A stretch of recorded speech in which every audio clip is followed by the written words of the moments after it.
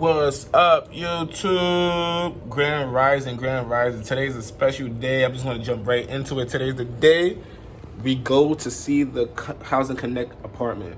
So, if that's what you would like to see, and that's what you're here for, by the title, stay tuned.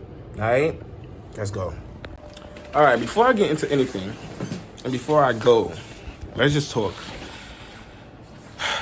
I might as well do like a little update too, right? For the last 4 or 5 months, I went into the shelter October 1st. I got my voucher, I want to say a month ago, right? Strongly a month ago. And within that month, me getting my voucher, I got hit up with a Housing Connect apartment. And so here we are. What to look forward to, you know, everybody's process is different, right? It depends on the person and how you are up on your business. When I first went into the shelter, mentally, I felt, I don't know what I was looking forward to. Like, you know, like I said, I didn't know what to look forward to. Trying to set the camera up. This is a good light. Y'all can see me. So I didn't know what to look forward to. So there we are. I didn't know what to forward to. So I did my research, and it's like it's an all-men shelter, right? So I looked at it as school. I went to Job Corps, and I said, you know, in Job Corps they separate us, right? I was in the dorms where they separate us, so it was males here, females on that side. So I just looked at it like that. I said, you know what, this is Job Corps 2.0. I went in the shelter, you know, with the hopes of not just getting an apartment, but on a better path. Like, long story, I had got a transition in life where I lost my parent, right? 2 months before the transition. The cleaner lady come in. But I'm gonna let her clean, and then I'm gonna come back to the video. Okay, back. I'm not trying to be a creep, but she cleaning the hell out of the bathroom. I can't even be mad at her. Like, imagine somebody got you clean the bathroom. It's the foot in the tub for me. I'm weak. She doing her big one. Okay. I'm not doodle twisters. But as I was saying, yeah. Didn't know what to look forward to, but I went there for a better purpose. To get out of the mindset and the environment I was in, right? So, boom, I got there.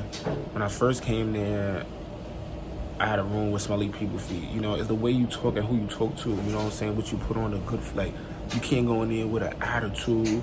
You can't go in there, like, on time, man. You can't go there like that. You can't do that. You can't go somewhere and look for help and expect them to just, no, you have to have grace. You have to have purpose. You have to have humbleness. So I feel like me, you know, like explaining myself, you have to know how to explain yourself, you know how to talk, feel me? So I went there and let the guy know. I said, listen, sir, you know, like, I'm not, you know, this is my first time here. Like, the roommates, they feet smell, da-da-da. He was like, yo, damn, I wish you came to loot earlier because my beds was already taken. Come back tomorrow. So I said, okay, thank you. So I left.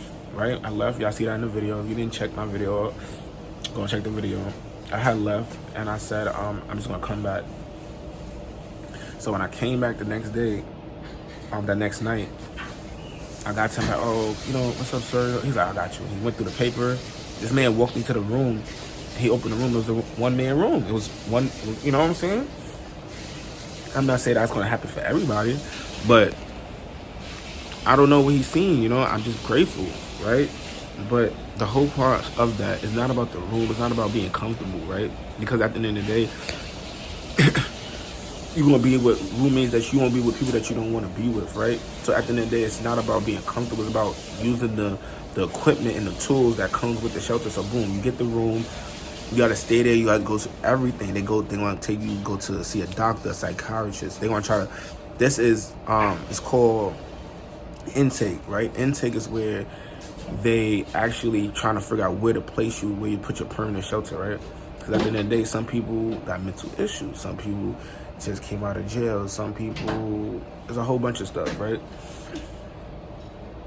But that's what they go through. You have to go through the work. So you have to, maybe like for 2 days, you have to go through the appointment, talk to your caseworker. It's a lot of paperwork you have to sign.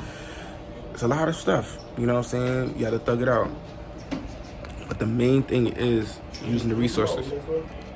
The main thing is the resources. So after you go through the works of that, you have to stay around maybe like a month. Like I stood in that place maybe a month until I got transferred to this one. And this is a working shelter, and I wasn't working at first, but they help you when you get to that job. I mean, to the they help you find placement for jobs and all that. Depending on, like I said, depending on your worker, depending on you. And at the end of the day, you have to be your first, they're not going to always do it. They're not going to walk you through it. They're not going to, thank you, mommy. I appreciate you.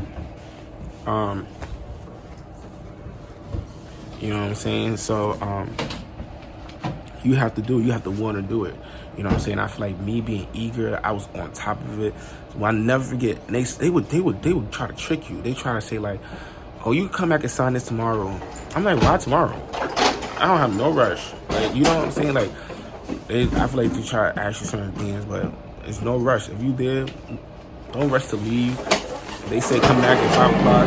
It's 2 o'clock. They say come back in 3 hours. Come back in 3 hours. They want to test you. They want to see how you're willing to. So I'll be right back. All right, mommy finished doing her, she did her big one. You know what I'm saying? She did her big one. I appreciate her. Like, she's cool. She was like, I see you by the bed. I could tell by your covers. Like, you moved down here. You know. She doing her thing with the, with our lingual barrier. But we do what we do. But yeah, as I was saying, they would try to trick you. So just stay on your P's and Q's. Go to your appointments. If they give you appointments to go to them. And then when you get to your permanent shelter, right? Whatever shelter they place you in, that's when you get your caseworker. That's when you get that's when you start looking for apartments and stuff. So don't, you have to remember, it generates, right? I think after your 60 days in the shelter, a voucher would generate, right? So you have to be in the shelter at least 4 months, I'm going to just keep it sacrificed, at least 4 months. So I'm rolling into my 5th. I think this is my 5th month. I think I'm going into the 6th. I'm not sure. But I don't think it's been 6 months. 6 months is crazy. But I have to really go back and do the research. But yeah, you're going to have roommates. You're going to have people listen, it's not for them. You're here for you. You're here for you. You have empowering you. You have to do what you got to do for you. You have to get up and get the job. First of all, if you're going to go to a working shelter, you're going to have to work. Get up. You can't be lazy. They're going to look at all of that.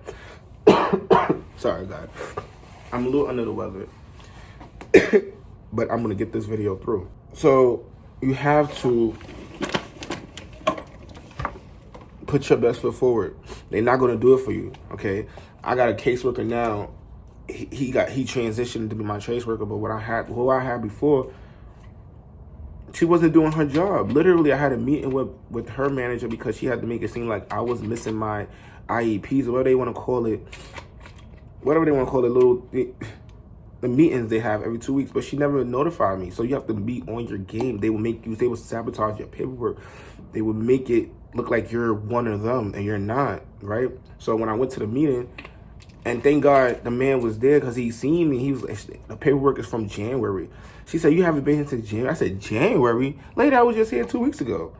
And he was just shaking his head. And I was like, he could ask him. And then when she went through my caseworker's paperwork, she see all my paperwork is not filed. It's not in my folder. And she was like, if DHS came in here and asked to pull you for your folder, now they're not going to ask, or they're not going to say, oh, wait, let me look for his paper. They're not going to do that for me. So I heard they supposed to have a meeting with Miss Mama's, because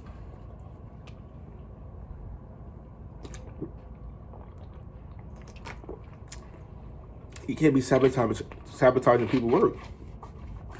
And come on, you know what I'm saying? And it's supposed to be a helping thing. She made me feel uncomfortable. She made me feel like I can't go to her for nothing. Like, you shouldn't feel like that. Even the director said that, a director of the shelter said, you shouldn't feel like that. Your caseworker is there for your questions, your concern, anything. And this lady didn't help me with nothing. Really with nothing. I'm the one who basically figured out Housing Connect needs to go to the settings. And when you go to Housing Connect, you have to put that you have a voucher or whatever income that you coming with. I'm the one who found that out. I'm sorry, guys. Hold on. All right, forgive me. But, okay. Like I said, I have to be downstairs at 11:30, so I'm giving y'all basically my rundown for my last couple of months that I've been in the shelter before we get to the big thing. If you're still, you might as well just watch the whole video at this point, because I'm gonna group it all in. Y'all want to see the apartment, we want to see the traveling, everything. Anything else it's really, I'm trying to see what I'm missing, but it's really nothing else I'm missing other than you have to go in there with the mindset like I have a purpose of, I'm changing my environment. I'm changing. This is how I went in there. I went in there with changing my environment, my mindset, mind, body, and soul. I need a change. Like, I did a Britney Spears, but I didn't cut my hair off. You know what I mean? Like, I just said, you know what? I got to risk it all. You know what I'm saying? A faith could take you a long way. A faith of a mustard seed. Okay? So I planted my seed and watched it grow. So here I am, reaping the benefits. But yeah, so stay tuned. I hope that's helped you. I hope this motivates you to make yourself better and push yourself to be the best person that you could be, and not just for you and the people around you and the people that's for you to come to meet. And you know what I'm saying? It's not just for you. It's bigger than you. Okay? Stay tuned. We're gonna have for caller 10 at 800-585-1051. You win.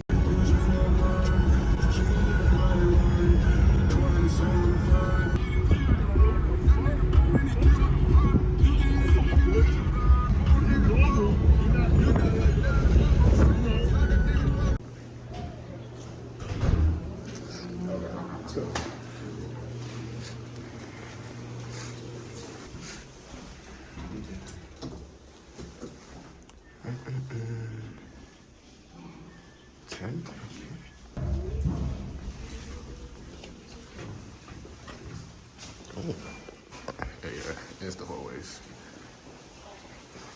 You can smell the new. 10D.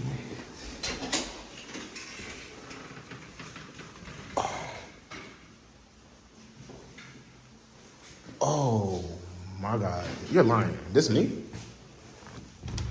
What?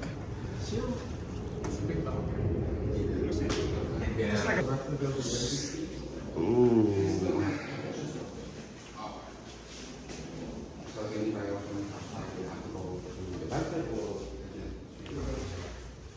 Look at the bathroom. Hold on. Yo, y'all see this? A balcony patio? Wait, I get a balcony? Time out. Okay. Cabinet. This moment, I saw the balcony and I couldn't even focus on the apartment no more. A whole balcony. I mean, it's a little small. It's a little small. Right? But, I mean, it will work. It will work right out. And I think we got a little safer thing, you know? this is nice. It's nice and clean. It's my forte anyway.